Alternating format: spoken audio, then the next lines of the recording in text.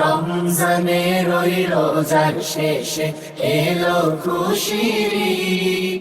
তুই আপনাকে আজ দিলি রে পেশন আসমানি তারিখ। রমজানের ওই রোজার শেষে এলো খুশির ঈদ। কাবিলা শাহী ঈদগাহ ময়দানে দীর্ঘ 1 মাস আল্লাহর দেয়া ফার্স বিধান সিয়াম সাধনার পরে যিনি আমাদেরকে আনন্দ ঘন পরিবেশে, যদিও আকাশে মেঘের ঘন ঘটা, মাঝে মাঝে বৃষ্টির রিমঝিম বরিশন ধারা আমাদের মনে আতঙ্ক ধরিয়ে দেয়, আমরা এই খোলা ময়দানে কতটুকুন সুন্দরভাবে ঈদের নামাজ শেষ করে বাড়ি পর্যন্ত পৌঁছতে পারব। তারপরেও রোদের তীব্রতা যদি থাকতো তাহলে আমাদের জন্য আরও কষ্টকর হয়ে যেত। আল্লাহ তাবারক ওয়া তাআলা রমজানের রোজাগুলো যে উদ্দেশ্যে ফরজ করে দিয়েছেন, কোরআনুল কারীমে আল্লাহ তাবারক ওয়া তাআলা সেই সম্পর্কে সুন্দর করে আলোচনা করে দিয়েছেন। কেন ফরজ করে দিয়েছিলেন? এত আদরের বান্দা মানুষকে তৈরি করার পরেও কেন তিনি আবার দীর্ঘ 1 মাস সেই সুবহি সাদিক থেকে শুরু করে সূর্যাস্ত পর্যন্ত, সেহরি থেকে ইফতার পর্যন্ত কেন তিনি আমাদেরকে না খাওয়াইয়া রাখতে চাইলেন? এটার কারণটা কি? এটা আল্লাহ নিজেই বলে দিয়েছেন, লাআল্লাকুম তাত্তাকুন, যে কুতিবা আলাইকুমুস সিয়াম, তোমাদের উপরে রোজা ফরজ করে দেওয়া হয়েছে, কামা কুতিবা আলাল্লাযীনা মিন ক্বাবলিকুম, যেমন করে ফরজ করে দেওয়া হয়েছিল তোমাদের পূর্ববর্তী সকল নবীর উম্মতের জন্য। কেন? লাআল্লাকুম তাত্তাকুন, তোমাদের অন্তরে যেন আল্লাহর ভয় পয়দা হয়। বলেন সুবহানাল্লাহ। তো ভয় তো পয়দা হয়েছে। আমরা ইফতার সামনে নিয়ে যখন বসেছিলাম, সামনে শরবত ছিল, পানীয় ছিল, বুক ভরা তৃষ্ণা ছিল, পিপাসা ছিল, সামনে মজার মজার খাবার ছিল, পেট ভরা ক্ষুধা ছিল। তা আমরা এই পিপাসার অবস্থায়ও আমাদের যখন বুকের ছাতি ফেটে যাচ্ছে, তীব্র আমাদের যখন পিপাসায় আমরা পিপাসার্ত, এর মাঝেও সামনে শরবত থাকা, পানীয় থাকার পরেও আমরা খাই নাই। মজার মজার ইফতার থাকার পরেও আমরা খাই নাই। আমরা কেন খাই নাই? আমরা খাই নাই এই জন্য, যেহেতু আল্লাহ বলে দিয়েছেন এই সময় থেকে এই সময় পর্যন্ত খাওয়া যাবে না, এই জন্যই তো আমরা খাই নাই। তো আল্লাহকে তো ভয় পাইলাম। কেউ লাঠি দিয়া পিছনে দাঁড়াই থাকে না, আইন শৃঙ্খলা রক্ষাকারী বাহিনী আমাদেরকে পাহারা দেয় নাই, কোনো সালিশির ব্যবস্থা ছিল না, কোনো টিটকারি মস্কারার ব্যবস্থা ছিল না, কেউ আমাদেরকে পাহারা দেয় নাই। তারপরও আমরা ইফতার সামনে নিয়ে বসেছিলাম, বারবার আমরা ঘড়ির দিকে তাকাচ্ছিলাম, কান খাড়া করে রেখেছিলাম মসজিদের মিনার থেকে আজানের শব্দ আসে কিনা। ছোট বাচ্চাটা বারবার টেলিভিশনের স্ক্রিনের সামনে গিয়ে দাঁড়ায় যে আজান হবে কিনা, কোরআন তেলাওয়াত শেষ হয়ে আজান হয়ে গেছে কিনা। ছোট বাচ্চাটা, আদরের নাতিটা, আদরের সন্তানটা যারা রোজা রেখেছে, ওই বাচ্চাটা একবার হাতে শরবতের গ্লাস নিয়ে খেয়ে ফেললাম। দাদা বলে, না না না, আরেকটু সময় অপেক্ষা করে, এখনই ইফতারের সময় হয়ে যাবে। আল্লাহর কুদরতি মাজলিসের ভিতরে নিশ্চয় আনন্দের হিল্লুল বয়ে গিয়েছিল। আমার ছোট্ট বান্দা করে কি, আমার মানুষগুলো কেমন করে সব কিছু সামনে আয়োজন থাকার পরেও খায় না। আরে ও ফেরেশতারা, যেদিন আমি বলেছিলাম ইন্নী জাইলুন ফিল আরদি খলিফা, আমি একটা কওম, আমি একটা সম্প্রদায়, আমি মানুষ বানাতে চাই, সেদিন তোমরা বলেছিলে মানুষ বানানোর দরকার নাই, ওরা মারামারি করবে, কাটাকাটি করবে, ঝগড়া বিবাদ করবে, আপনার বিধান মানতে চাইবে না, আপনার মাকবুল বান্দা হবে না। ওরা বেহায়াপনায় লিপ্ত হবে, ওরা অসৎ আচরণ করবে, মন্দ কাজে তারা জড়িয়ে যাবে। সুতরাং মানুষ বানানোর দরকার নাই। আল্লাহ বলেছিলেন, ইন্নী আ'লামু মা লা তা'লামুন, আমি যা জানি তোমরা তা জানো না। আল্লাহ ডেকে বলেন, ও ফেরেশতারা, আমি যে মানুষ বানাতে চেয়েছিলাম তোমরা যে না করছিলা, এখন একটু তাকাইয়া দেখো তো মানুষগুলা কি করে। সামনে পানীয় আছে, পিপাসায় বুক ফেটে যাচ্ছে, খায় না। সামনে মজার খাবার আছে, খোদার জ্বালায় পেট চোঁচো করে, খায় না। কেন খায় না? কেন তারা পান করে না? আল্লাহ তারা আপনাকে ভয় পায়। সুবহানাল্লাহ বলবেন না? তারা আপনাকে ভয় পায়। কেউ কাউকে পাহারা দেয় না, কিন্তু আপনাকে তারা ভয় পায়। আল্লাহ বলবেন, ও আচ্ছা, তারা আমাকে ভয় পায়, তারা কি আমাকে দেখেছে? না, আপনাকে তো দেখে নাই। তাইলে তারা ভয় পায় কেন? কয় তারা আপনার নবীর কাছে এই কথাগুলো শুনেছে। কয় তারা কি আমার নবীকে দেখেছে? কয় না, তারা তো আপনার নবীকেও দেখে না। আমি আল্লাহকে দেখলো না, আমার নবীকে দেখলো না, তারা শুনে শুনে এমন ভয় পায়। তারা কিসের ভয় পায়? আল্লাহ তারা জাহান্নামের ভয় পায়। আপনার বিধান না মানার কারণে যদি জাহান্নামের আগুনে জ্বলে যাওয়া লাগে, জাহান্নামের সেই তীব্র দহনে যদি তারা আপনার পুরে ছারখার হয়ে যায়, এজন্য তারা আপনাকে ভয় পায়। ও, তারা কি জাহান্নাম দেখেছে? কয় না, তারা জাহান্নামও দেখে নাই। আচ্ছা, জাহান্নামও দেখলো না, আমি আল্লাহকে দেখলো না, আমার নবীকে দেখলো না, কিসের আশায় তারা বুক বেঁধে আছে? কয় তারা জান্নাতে যেতে চায়। সুবহানাল্লাহ বলবেন না? জান্নাতে যেতে চায়। জান্নাত দেখেছে নাকি? কয় না, জান্নাতও দেখে না।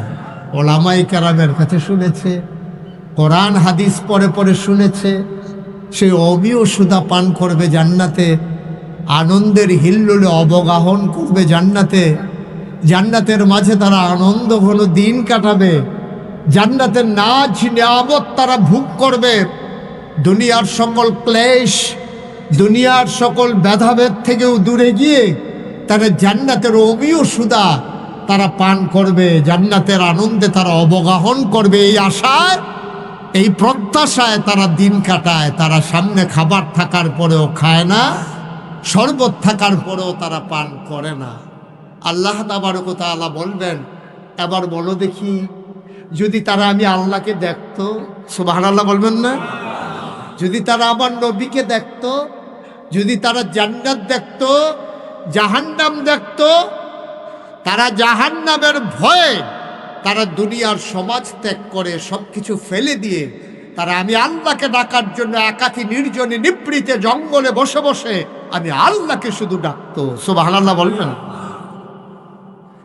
সম্মানিত উপস্থিতি, এ ভয় অন্তরে যেন পয়দা হয়, এজন্য আল্লাহ রমজানের রোজা ফরজ করে দিয়েছেন। তো রমজান মাসে তো ভয় পেয়েছিলাম আমরা, সামনে ইফতার থাকার পরেও খাই নাই, দুধ মাখা ভাত সেহেরির সময় আপনি নিয়েছেন, বাট সারা জীবনের একটা অভ্যাস, ভাত খাওয়ার পরে দুধ দিয়া, গুড় দিয়া, কলা দিয়া মাইখা 2 লোকমা না খাইলে মনে হয় খাওয়াই হয় না। আপনি সব রেডি করে ফেলেছেন, দুধ দিয়া, কলা দিয়া, একবারে খেজুরের গুড় দিয়া মেখে শুধু লোকমা দিবেন। লোকমাটা মুখের কাছেও নিয়ে এসেছে, মসজিদের মিনার থেকে ঘোষণা আসছে সময় শেষ। আপনার লোকমা উপরে যায় না নিচে নেমে আসে? সুবহানাল্লাহ বলবেন না? কত ভয়! এত প্রিয় খাবার, মজার খাবার মাখা হয়ে গেছে, কিন্তু যখন মসজিদের মিনার থেকে ঘোষণা আসলো আর খাওয়া যাবে না, সময় শেষ, আপনার লোকমাটা উপরে উঠলো না, নিচে নেমে গেল। এই ভয়টা শুধু সেহেরির সময়ের জন্য আল্লাহ সৃষ্টি করতে চান নাই, শুধু ইফতারের সময় আপনি আজানের জন্য অপেক্ষা করবেন এই জন্য চায় নাই। আল্লাহ চান আপনার সকাল থেকে সন্ধ্যা, আপনার রান্নাঘর থেকে সংসদ ভবন, আপনার ইন্টারন্যাশনাল রিলেশন, আপনার জীবনের শুরু থেকে আপনার জীবন সায়ান্ন, আপনার ঘুম থেকে উঠা ঘুমোতে যাওয়া, আপনার ব্যক্তি জীবন, আপনার পারিবারিক জীবন, আপনার সমাজ জীবন, আপনার রাজনৈতিক জীবন, আপনার অর্থনৈতিক জীবন, মানুষের সাথে মানুষের সম্পর্ক, স্বামীর সাথে স্ত্রীর সম্পর্ক, বাবার সাথে সন্তানের সম্পর্ক, ইমামের সাথে মুসল্লির সম্পর্ক, পীরের সাথে মুরিদের সম্পর্ক, দোকানদারের সাথে কাস্টমারের সম্পর্ক, নেতার সাথে কর্মীর সম্পর্ক, শ্রমিকের সাথে মালিকের সম্পর্ক, সব জায়গায় সকল ক্ষেত্রে প্রতিটা মুহূর্তে ওই ইফতারের সময় যেমন ভয় পেয়েছিলেন, সেহরির সময় যেমন ভয় পেয়েছিলেন, এমন ভয় অন্তরে নিয়ে জীবনের প্রতিটি মুহূর্ত কাটানো, এইটাই হচ্ছে রোজার মূল শিক্ষা। বলেন সুবহানাল্লাহ। কিন্তু আপনি তো ভয় পেলেন সেহরির সময়, ইফতারের সময়, কিন্তু রিক্সাওয়ালাকে ভাড়া কম দেওয়ার সময় তো ভয় পেলেন না।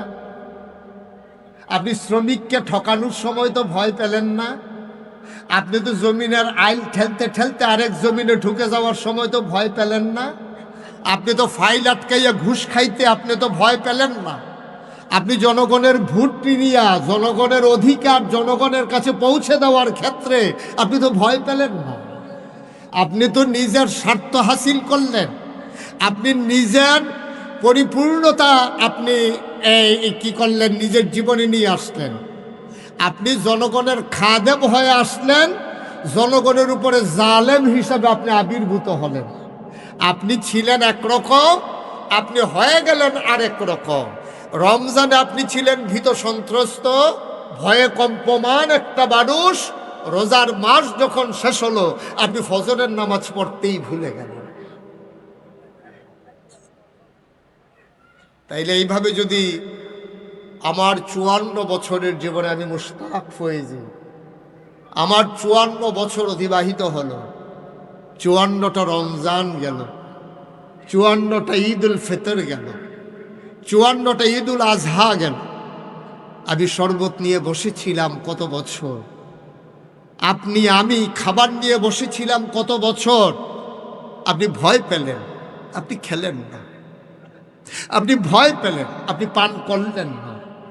কিন্তু আপনি এটা আজ ব্যক্তি জীবনে কাজে লাগাইতে পারলেন না, আপনার সমাজ জীবনে কাজে লাগাইতে পারলেন না, আপনি অফিসে কাজে লাগাইতে পারলেন না, আপনার শ্রমিকের ক্ষেত্রে কাজে লাগাইতে পারলেন না, আপনি আপনার স্ত্রীর সাথে সুন্দর আচরণ করলেন না, আপনার সন্তানদেরকে আপনি উত্তমভাবে তৈরি করলেন না। তাকে আপনি শিক্ষা দিয়েছেন, ইংলিশ মিডিয়ামে দিয়েছেন, ইংলিশ ভার্সনে দিয়েছেন, তাকে ক্যাডেট কলেজে পড়িয়েছেন, ডাক্তার বানিয়েছেন, ইঞ্জিনিয়ার বানিয়েছেন, তাকে মুসলমান বানাইতে পারলেন না। তাকে নামাজ শিখালেন না, কোরআন শিখালেন না, আল্লাহ চিনালেন না, নবী চিনালেন না। তাইলে এই রমজান আসলো আর গেল, ঈদের নামাজে সেজে আসলেন, সুগন্ধি ব্যবহার করলেন, নতুন কাপড় পরলেন, আল্লাহ রসুল বলে দিলেন সে ঈদকে আসার দরকার না। যে লোকটা রমজানের রোজাগুলা রাখতে পারলো না, সে কোন মুখে ঈদগাহে আসে? কোন মুখে আসে সে ঈদগাহে? তার জন্য তো ঈদ না। যে রমজানের রোজা রাখতে পারলো না, সে কেন আসে ঈদগাহে? আমাদের ঈদগাহে তার আসার দরকারটা কি? আমাদের রোজায় যখন আসতে পারে নাই, তার ঈদের জামাতেও আসার দরকার নাই। বাস্তবতাও তো তাই।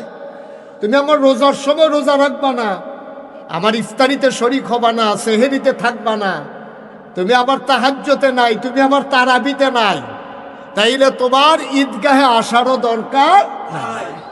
সহজ হিসাব। সুতরাং এই রমজান যেমন করে আমাদেরকে শিক্ষা দিয়ে গেল, দীর্ঘ 1 মাস আমাদেরকে যেমন করে জানিয়ে দিয়ে গেল, ঠিক তেমন করে আমাদেরকে এই বারবার এটাই মনে রাখতে হবে যে না, এটা আমরা কখনোই করব না। এই যে এখনো যারা প্রথম কাতার আসে, নট অ্যালাউ, এটা কখনো গ্রহণযোগ্য নয়।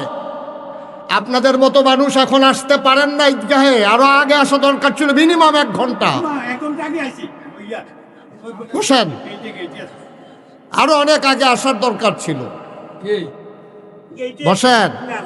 এখনো যদি প্রথম কাতারের মানুষ আসে, তাইলে পরের কাতারের মানুষ আসবে কখন?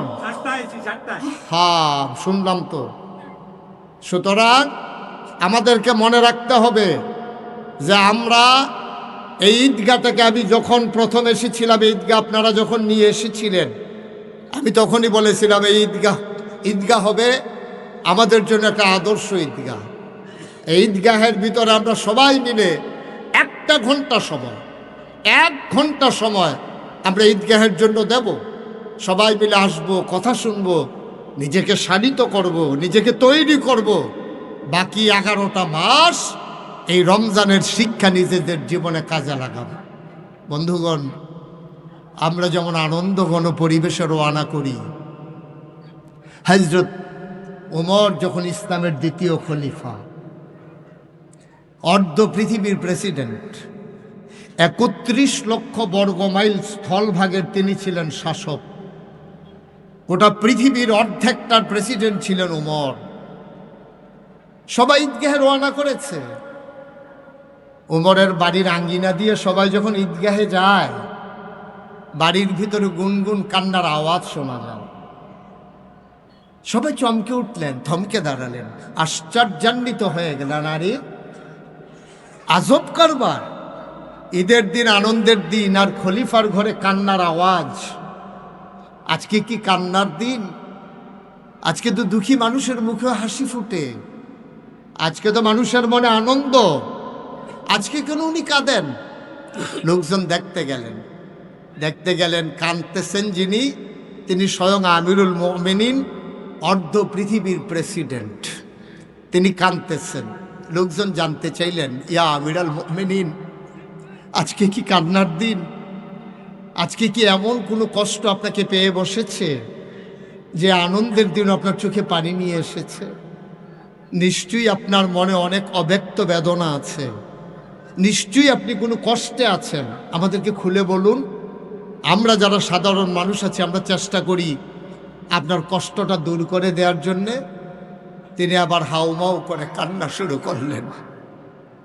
তিনি আবার বললেন, ও আমার দেশের মানুষ, ও আমার মুসলমান ভাইয়েরা, তোমাদের তো আনন্দ, তোমরা নিশ্চয়ই কোনো খবর পেয়েছ, কিন্তু আমি তো কোনো খবর পাই নাই, এই জন্য আমি কাঁদতেছি।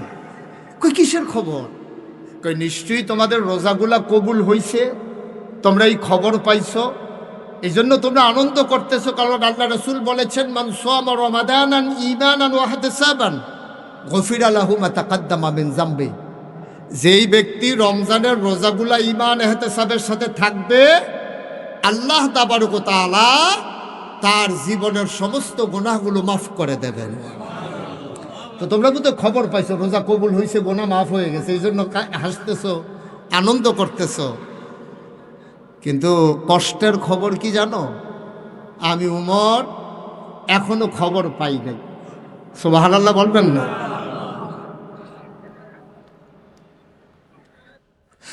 আমি উমর এখনো খবর পাই নাই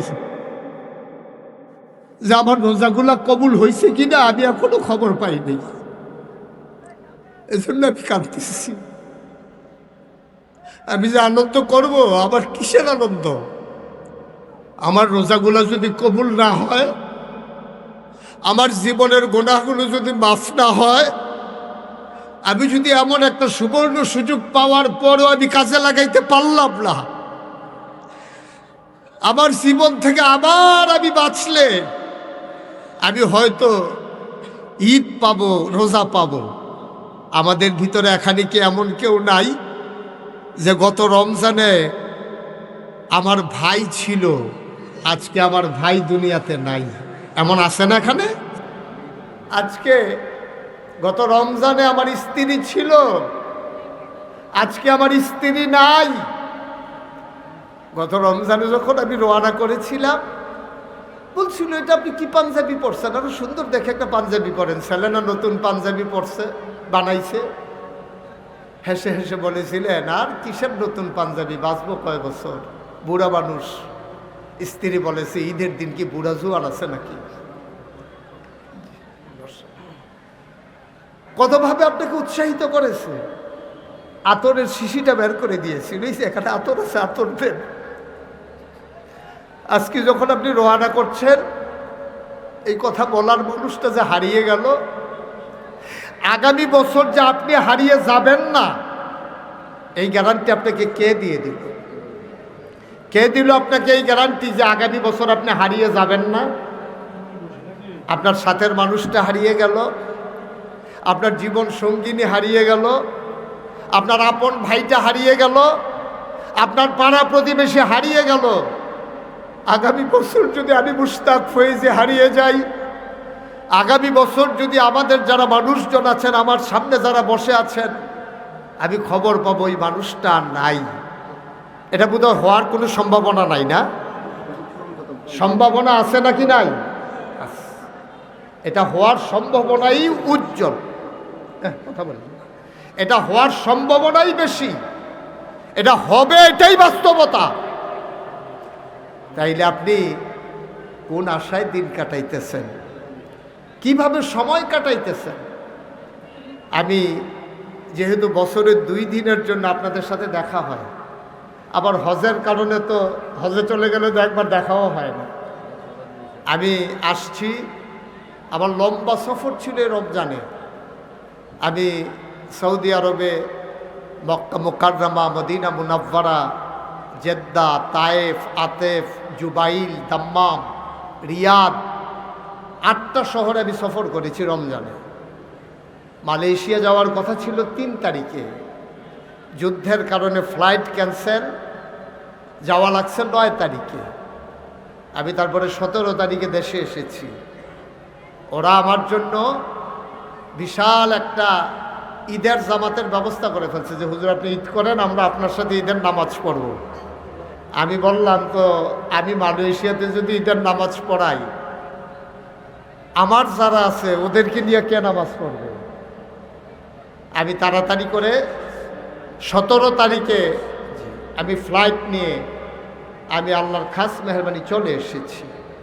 এখানে আমারও ভয়, আমারও আতঙ্ক কাজ করে মাঝে মাঝে, যদি আবার সামনের ঈদ পর্যন্ত না আসা হয়। যারা হারিয়ে গেল, যারা চলে গেল, এভাবেই একজনের পর একজন চলে যায়, এটাই বাস্তবতা। আসুন আজকের ঈদগাহে আমরা সবাই মিলে দীপ্ত শপথ গ্রহণ করি। রমজান সিয়াম সাধনা আমাদেরকে যেমন করে দরজার কড়া নেড়ে জানিয়ে দিয়ে গেছে, সেহেরির সময় যেমন পার হওয়ার পরে তুমি খাও নাই, ইফতারের সময়ের 1 সেকেন্ড আগে যেমন তুমি খাও নাই, তুমি যেমন করে ইফতারে সেহেরিতে ভয় পেয়েছ, জিন্দেগির সকল ক্ষেত্রে আমরা যেন সেই ভয় নিয়ে আমাদের প্রতিটি ক্ষণ, প্রতিটি মুহূর্ত কাটাইতে পারি। আল্লাহ যেন কবুল করে, সবাই পড়ি আমিন। আমরা পারবো না ইনশাআল্লাহ? আমরা তো প্র্যাকটিস করেছি, আমরা তো এটার পরীক্ষা দিয়েছি, আমরা 1 মাস পরীক্ষায় পাশ করেছি। তারপরে ভবিষ্যতে আমরা একেবারে সকল জায়গায়, আমি একাকী, আমি একা একা আল্লাহকে ভয় পেয়ে চলবো। আমি একাকী, কেউ দেখে না, কেউ জানে না, কিন্তু আমার একটা বিশ্বাস থাকতে হবে, একজন দেখেন, তিনি কে? আপনি লুকাইয়া লুকাইয়া গোপনে গোপনেও যদি পানি খান, তাহলে আল্লাহ তো দেখেন বলেই, আল্লাহ তো দেখেন বলেই আপনি খান না, আল্লাহ দেখেন বলেই তো আপনি খান না, কেউ তো পাহারা দেয় না। তা আল্লাহ দেখেন বলে আপনি যেমন খান না, তাইলে বাকি যখন অন্যায় করেন ও বিচার করেন তখনও তো আল্লাহ দেখেন।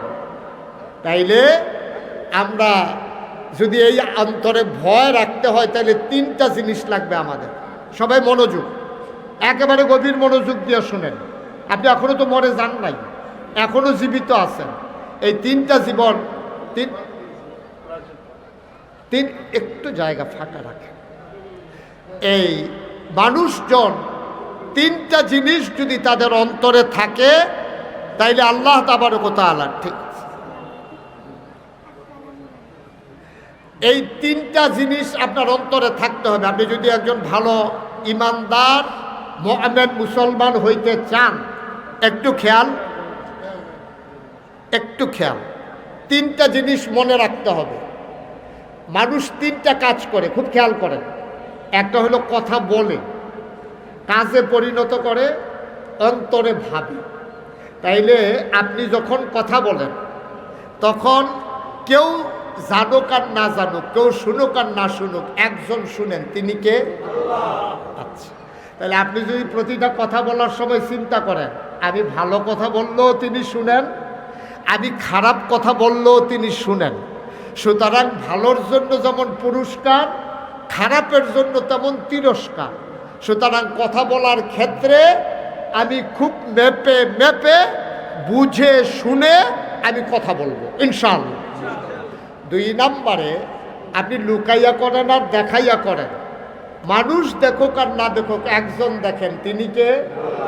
তাহলে আমি যে কোনো কাজ করার সময় আমি চিন্তা রাখবো আমি যাই করি একজন দেখেন, তিনি কে?